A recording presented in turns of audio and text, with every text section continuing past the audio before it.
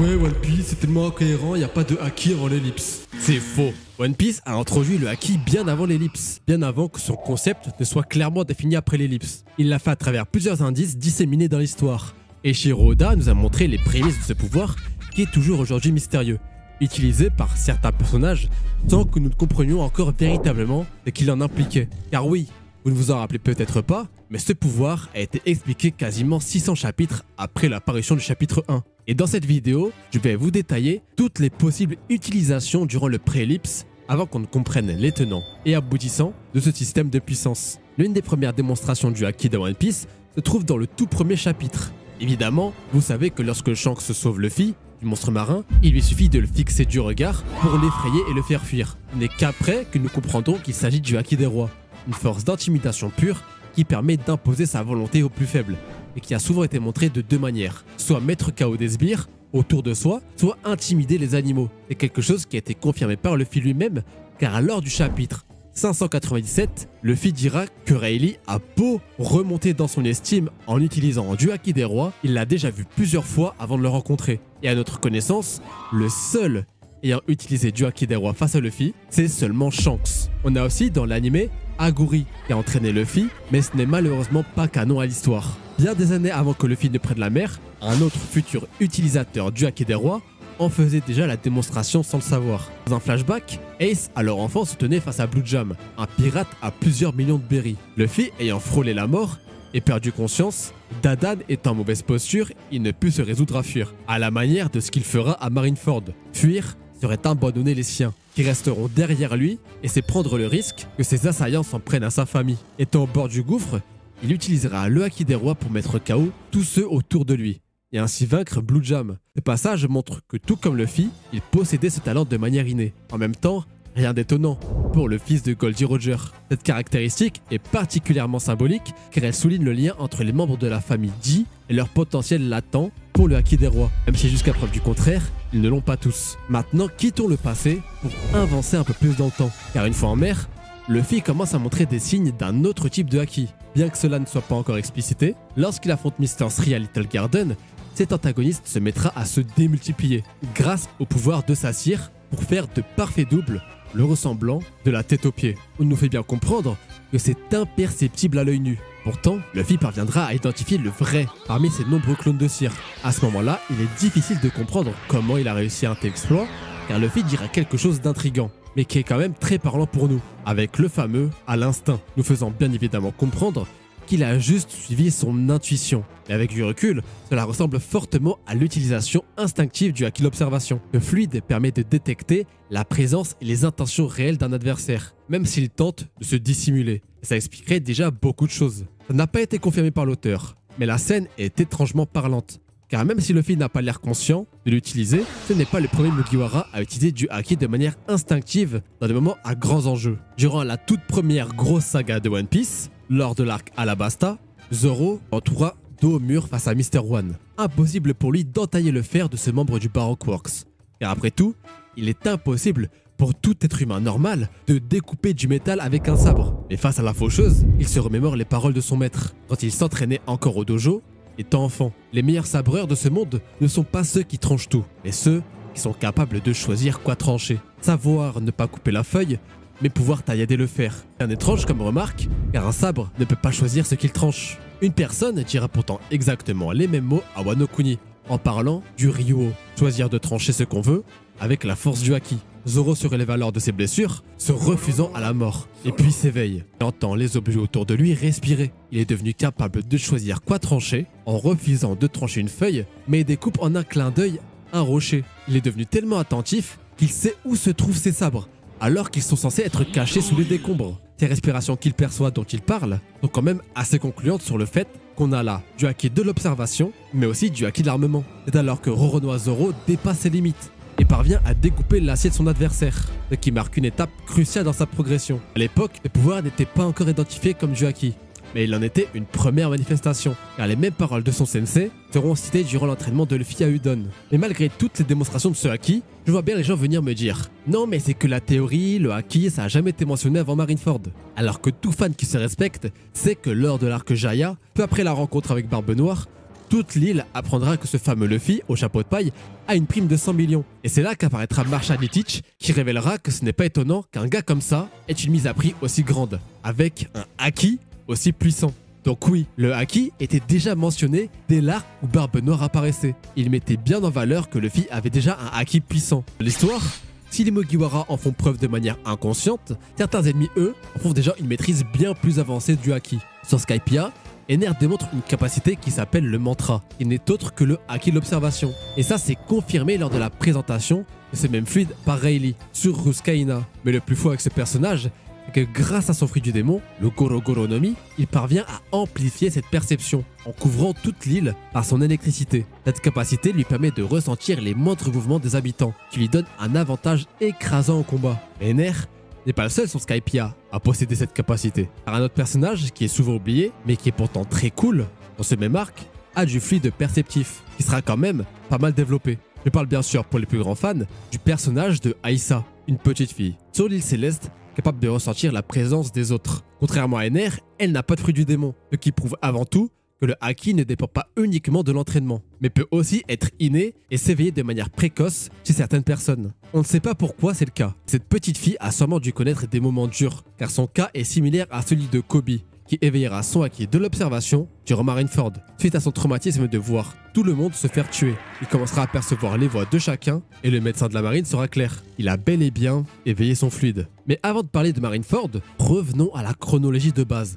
Car après Skypiea, un autre Mugiwara commence à développer un lien particulier avec ses armes. Dès Water 7, Zoro fait preuve d'une sensibilité particulière envers ses sabres. Lorsqu'il est séparé de ses armes à cause de l'attaque que Lucci va lui faire, il va se retrouver coincé dans une cheminée, où il sera incapable de bouger, la tête à l'envers. Chopper ramènera les sabres de Zoro sans pourtant lui dire. Il y ressentira instinctivement leur présence et parvient à les retrouver sans même les voir. Chopper lui demandera alors comment c'est possible. Il répondra qu'il ressent que ses sabres ont une âme. Cette connexion presque spirituelle rappelle fortement la perception du haki l'observation. Et on sait grâce à toutes les utilisations post-ellipse que ce fluide perceptif se développe de différentes manières en fonction de qui l'utilise et comment. Cette perception de l'âme sera très similaire à la manière dont le voit Usopp ou Fujitora. Mais il n'est pas le seul à utiliser un tel pouvoir, car Garp, le grand-père de Luffy, fera irruption après sa bataille à Enies Lobby pour mettre son classique à son fils. Il va prendre de vitesse vraiment tous les Mugiwara, qui étaient pourtant sur leur garde, et mettra un simple coup qui fera hurler de douleur notre protagoniste. Et là, Sanji fera la remarque révélatrice. On ne comprendra que bien après dans le manga. C'est bizarre, Luffy est en caoutchouc, il ne devrait pas pouvoir ressentir la douleur d'un coup physique. Et là, tout devient plus clair, car Garp dira de lui-même qu'il a revêti son poing dans un gant d'amour. Une belle métaphore pour dire implicitement au lecteur qu'il avait déjà revêti son fluide. Passons ensuite au cas exceptionnel de Barbe Blanche et Shanks, qui, on peut le dire, est l'unique foreshadowing du haki des rois revêtis. Car de nombreuses fois dans One Piece, il y a eu des clashs de haki. Mais les seuls moments où les nuages se sont fendus, c'est quand deux possesseurs de ce même haki du conquérant se mettaient à le revêtir et se battre. C'est arrivé entre Kaido et Yamato, et un peu avant, entre Kaido et Big Mom. Bien sûr, sans oublier le clash avec Luffy, et la toute première fois qu'on le verra, vous l'avez dans le mille, c'est quand Shanks et Barbe Blanche s'affronteront et elles diviseront le ciel en deux. Et dans le manga, la preuve d'un clash de haki des rois. Ce qui est fou, c'est que l'auteur nous présentait ces power-ups bien avant qu'on ait l'explication. Et personne n'aurait pu s'en douter d'ailleurs. Barbe Blanche et Shanks ont démontré un niveau de haki en dehors des standards. Il y a d'ailleurs un autre bretteur d'exception qui montre qu'il a lui aussi atteint un niveau extraordinaire bien avant l'ellipse. Et non, ce n'est pas Vista. On parle bien de Mihawk, possédant un sabre légendaire, Yoru, qui est connu comme étant complètement noir. Après l'ellipse, nous apprendrons que les épées peuvent être noircies grâce au haki de l'armement, ce qui suggère que Mihawk avait déjà atteint un niveau exceptionnel de haki bien avant que ce concept ne soit explicité. Et dans les databooks, c'est d'ailleurs ce qui est suggéré. C'est bien le haki de l'armement qui a fait du sabre de Mihawk un sabre d'exception. Et ce depuis le tout début du manga. Et pour finir avec la saga Enies Lobby, on a la préfiguration d'un système de pouvoir entier faisant référence au haki. Les 6 pouvoirs, qui sont différentes techniques servant à améliorer sa propre puissance, ont été révélés comme étant liés au haki. Non pas dans le manga, par Eiichiro Oda lui-même. Bah oui, tu vois que le pliage permet d'esquiver les coups, et le métallium de renforcer sa résistance, en plus de sa force de frappe. Et le fait que l'auteur nous dit dans un databook que l'entraînement pour développer les 6 pouvoirs est le même que celui pour le haki. Alors ça en devient tout de suite plus crédible. Donc au final, on comprend bien que les 6 pouvoirs étaient déjà annonciateurs du haki. Qu'on a la confirmation avec Oda lui-même que ce sont juste des versions rétrogrades. Plus tard dans l'histoire, c'est une maîtrise du haki qui se dévoile à Sabanji. Sur le fameux archipel, Rayleigh touche les chaînes de Keimi et les fait exploser d'un simple contact. Cette scène montre une utilisation subtile mais impressionnante du haki de l'armement, un pouvoir qu'il maîtrise à la perfection. Vous vous demandez où est le rapport? Bien, vous auriez dû mieux suivre l'arc Wano Kuni. Et il se passera exactement la même chose. Luffy et Hyogoro ont un collier qui explose quand ils sortent du cercle au sol. Luffy utilisera alors le haki de l'armement avancé pour détruire les colliers et les jeter hors du cercle, pour qu'ils explosent plus loin. Il y aura un flashback qui confirmera que Rayleigh, à ce moment-là, a bien utilisé le Ryuo. Tout ça sous nos yeux depuis le début. On aura bien sûr le classique du haki des rois dans les salles de vente humaines qui permet de coucher toutes les personnes présentes, sauf les supernovas comme Law, Luffy et Eustace Kid. Mais j'ai l'impression d'être allé trop rapidement en avant. N'oublions pas qu'un tout petit arc avant, Luffy lui aussi montre pour la première fois son potentiel dans un moment assez inattendu. Face à Duval, le personnage qu'on connaît pour être le sosie de la prime de Sanji s'attaquera au Mugiwara avec son bison. Luffy fait alors une démonstration involontaire du haki des rois, en faisant fuir puis en mettant inconsciemment KO le bison, se nommant Motobaro. C'est la première fois que l'on voit Luffy utiliser cette capacité, bien qu'il ne sache pas encore la contrôler à ce moment-là. Sabanji est un peu l'arc précédent la plus grande guerre du manga, donc il est logique qu'à ce moment-là, il y ait une multitude de présentations de haki. Et bien en plus de la salle des esclaves, on aura bel et bien Rayleigh qui mettra en lumière son haki d'armement et de l'observation pour faire face à Kizaru et sauver les Mugiwara. Mais si ce n'était que ça, tout irait bien. Malheureusement pour eux, un ennemi inattendu fera son apparition. Tora l'exploratrice sous stéroïdes, ou plutôt Sentomaru, qui utilisera une technique nommée la pression à vide, qui est juste du haki de l'armement projeté. Luffy s'étonnera sur le moment que ce genre d'attaque lui fasse aussi mal, alors qu'il est en caoutchouc, mais il fera tout de suite le rapprochement lorsque Rayleigh lui expliquera de quelle attaque. D'ailleurs, petit fun fact, cette attaque sera exactement la même que celle utilisée par Hyogoro dans la prison du Don. Comme quoi, tout est lié dans One Piece. On va passer rapidement sur le cas Amazon Lily, car il y en a vraiment eu beaucoup dans cet arc. Que ce soit les flèches d'Ekuja, qui sont toutes imprégnées de fluide de l'armement, que Luffy éveillera une nouvelle fois son haki des rois, qu'on révélera que Boa Hancock l'a elle aussi, mais le plus cool dans cet arc, c'est surtout les deux sœurs Gorgon, qui démontreront un par un les types de haki perceptifs et de l'armement, sans bien sûr leur évolution. Marigold utilisera du HDA et aussi une variante comme celle utilisée par Sentomaru sur Sabanji, là où Sander Sonia mettra plus en avant le HDO, qui lui permettra même d'esquiver facilement les coups de Luffy, lui permettant de fermer les yeux durant son combat. Leur expertise servira à montrer une chose qu'encore aucun utilisateur de haki n'a montré. Leur utilisation requiert un sang-froid et une concentration à toute épreuve. Sans ça, tu n'es plus apte à l'utiliser efficacement. On en a enfin fini avec l'arc des Amazones. Et avant d'aller à l'arc tant attendu, passons d'abord par Impel Down. Et en dehors d'un énième éveil de fluide du conquérant par Luffy, on aura surtout une confirmation des propos de Barbe Noire à Jaya. Car il dira que comparé à Jaya, son fluide s'est encore plus amélioré, en parlant bien sûr de Luffy. On se dirige ensuite dans la guerre la plus sanglante du manga, où deux camps s'affronteront. Et oui, je parle bien sûr de Marineford.